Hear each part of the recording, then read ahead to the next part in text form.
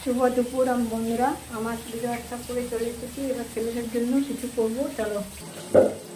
এবারে মাছের মাথা, মাছের তেল, ডিম, চর্বি, এখানে এঁচড়, এখানে সাদা জিরে, কাঁচা লঙ্কা আর ছোটো এলাচ, লবঙ্গ, দারচিনি আছে, আর কেসরি মেথি বাটা, এখানে টমেটো, কাশ্মীর লঙ্কার গুঁড়ো, চিনি, নুন, হলুদ, ধনের গুঁড়ো, জিরে গুঁড়ো,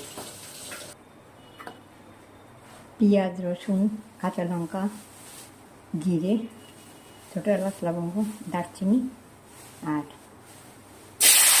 কচুরি মেথি বাটা, পেঁয়াজ, রসুন, আদা।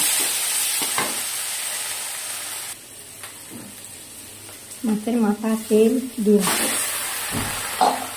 মাছের মাথা, মাছের ডিম আর তেল, নুন, হলুদ, কাশ্মীর লঙ্কার গুঁড়ো, ধনে গুঁড়ো দিয়ে এগুলো, চিনি,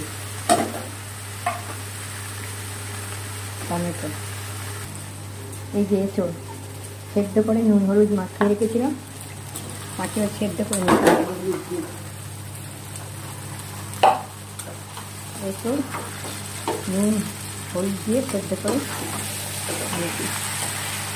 এঁচড়টা দিয়ে দিলাম। কষা হয়ে গেছে, এটা হয়ে গেছে আমার। এবারে গরম মশলা, একটু ভাজা মশলা দিয়ে দিলাম, পরে ধনেপাতা কুচিয়ে দিয়ে দেবো। এবারে নামিয়ে দেবো। হয়ে গেছে আমার এঁচড়ের রেসিপি। আমি একা করি তো, হয়ে গেছে, এবার নামিয়ে দিই। হয়ে গেছে আমি এঁচড়ের রেসিপি। এটা খুব দারুণ খেতে হয়। এই একটা তরকারি দিয়ে ভাত খাওয়া হয়ে যায়। এরা অনেক দিন বাদ আমি সেদিন ভবানীপুরে গিয়েছিলাম, তো এঁচড় নিয়ে এসেছিলাম ঠাকুরের জন্য নিরামিষ। আগে করে ঠাকুরকে ভোগ দেওয়া হয়ে গেছে, ঠাকুরকে ভোগ দিয়ে আসে ছেলেদের জন্য আবার এঁচড়ে মানে একবারে সেদ্ধ করে নিয়েছিলাম, নুন হলুদ দিয়ে সেদ্ধ করে নিয়েছিলাম। এঁচড়টা একটু বতি মতো ছিল, মানে একটু পাকা পাকা মতো, তাই নুন হলুদ দিয়ে ভালো করে একটু সেদ্ধ করে নিয়েছিলাম, একবার ফুটিয়ে নিয়েছিলাম, নিয়ে ঠাকুরের জন্য আগে করে নিয়েছি, করে নিয়ে ঠাকুরকে ভোগ দিয়ে এসেছি, দিয়ে আসে।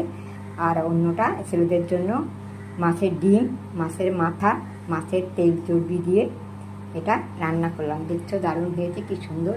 এই একটা দিয়েই ভাত খাওয়া হয়ে যাবে, আর কিছু দরকার হয় না। এক থালা ভাত এতেই খাওয়া হয়ে যায়। আর এতে এমনি অন্য কিছু দিয়েও খাওয়া যায়, রুটি পরোটা দিয়েও খাওয়া যায়। এরকম কাঁটাগুলো বেছে নিয়ে আমি ভাত দিয়ে খাবো বলে কাঁটাগুলো আর বাছিনি। এটা দারুণ হয় খেতে, তোমরা একবার চেষ্টা করে দেখতে পারো। আমি অনেকদিন বাদেই ছেলেদের জন্য করলাম।